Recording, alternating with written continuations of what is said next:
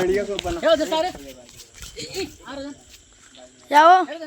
Hi guys, नमस्ते प्रणाम। देखिए आज हमनी के रात में अभी कब बजे था 12 बजे 12 बजे तक अब हमनी के वीडियो शूट करते हैं भूत प्रेत वीडियो बहुत ही जबरदस्त अब बहुत हमनी के बड़ा मेहनत करते हैं। देख लिया हमनी के मेहनत रहुआ लोग के सामने बा। आज वीडियो के चूक ना करे तोर मलिया के ना दिया ओकरा के कलर ले यार ना दे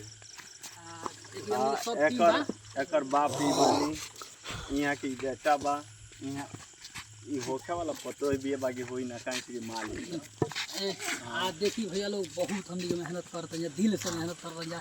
रहुआ लोग इन खातिर 12 बजे हम रियल टैलेंट कॉमेडी जाके हमनी के वीडियो करते हैं। रहुआ लोग जरूर देखी जा, प्यार आशीर्वाद मारे जा। हमनी के रियल टैलेंट कॉमेडी चैनल पर रहुआ लोग जरूर सर्च मार के देखे जा।